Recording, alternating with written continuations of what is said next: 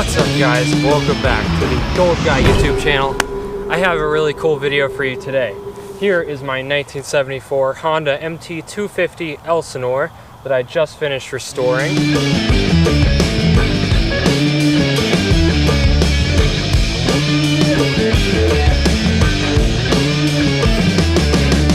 And on your right is my 2022 Kawasaki KLX 300.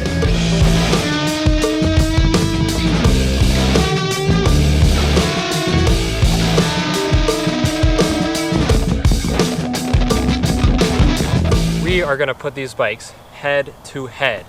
Now I know these bikes are so different. It's like comparing a Lamborghini to a Model T. The Model T, obviously classic. Like the MT250, it is a classic. And this bike is awesome in different ways. Is obviously more capable. Well, we're going to find out. Is it really more capable? Or can this bike do everything that this bike can do? These old Honda Enduro two-stroke bikes were tanks. They really paved the way for dual sports, and that's why this bike is here today. So that's why I think this comparison just needs to be done.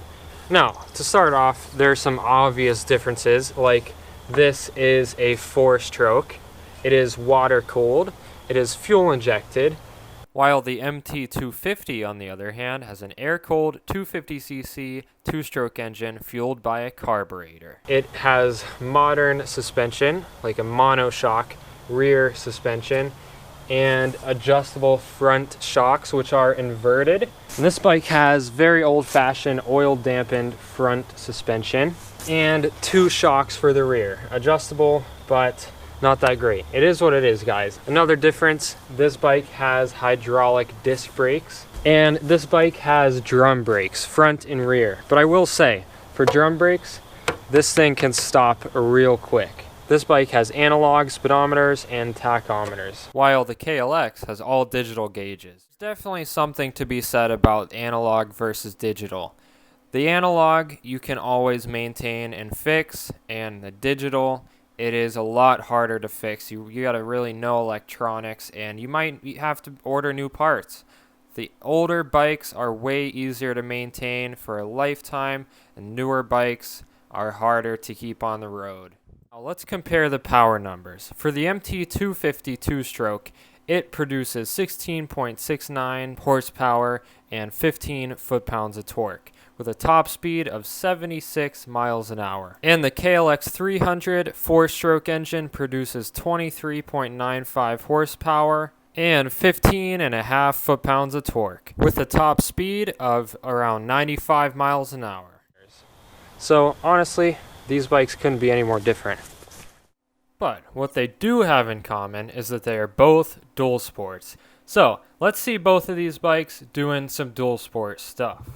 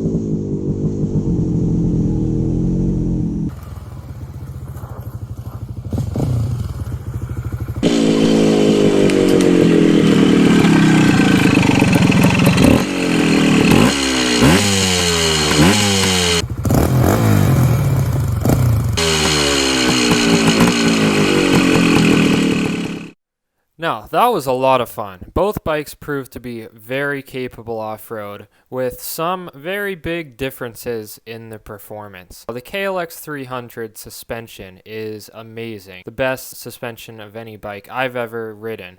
And it does great off-road. It floats over the bumps and it rebounds so fast that it makes you feel like you never even went over the bump. And on the other hand, the MT250 suspension is average, especially for the time that the bike was made.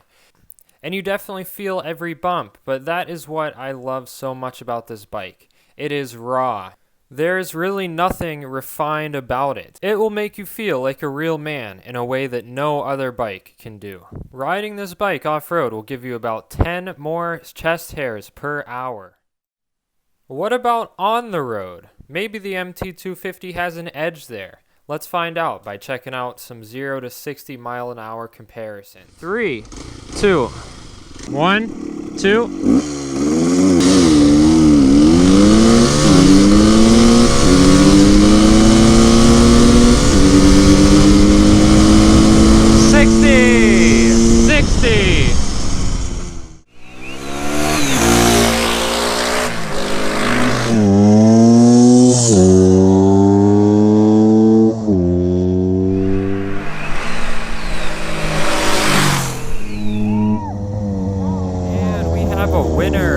First place goes to 2022 Kawasaki KLX 300. 4-stroke wins the title. And in second place we have the 1974 Honda MT250 Elsinore. For a 1974, it definitely held its own. It's obvious that motorcycle technology has made some advancements since 1974. As back then, a 300cc 4-stroke would have stood no chance to the 250cc 2-stroke, but now with the fuel-injected technology, the 300 wins. But the real question is, can they both do wheelies? Let's find out. Woo! Heck yes!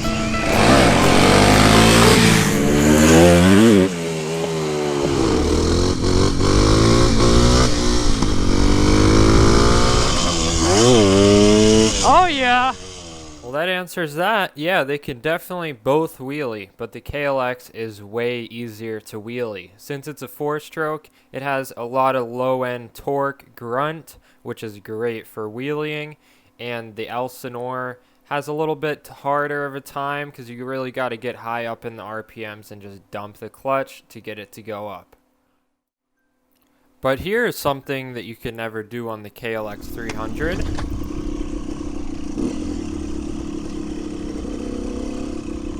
Let's ride around and see what everyone's doing.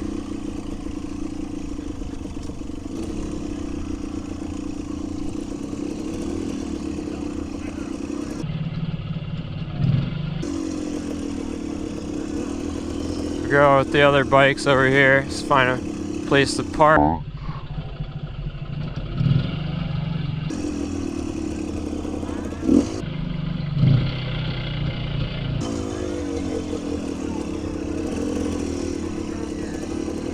See a couple spots there. Right here on the end? No, that's not a spot. Can I park here?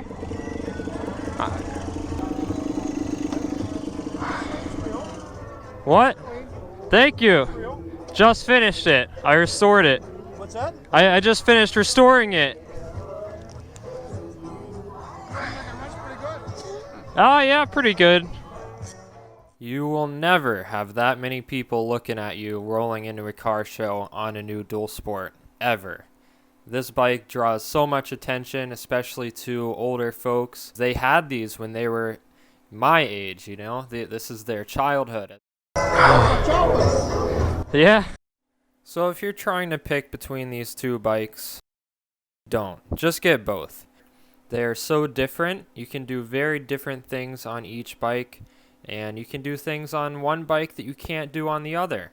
For instance, you can never get that many people interested asking you about your bike on a new dual sport. It just won't happen. But on the other hand, I would never take the Elsinore up a huge hill climb or over jumps or through mud. I just couldn't do that to that vintage bike. But I wouldn't care beating my KLX 300 through anything I can throw at it.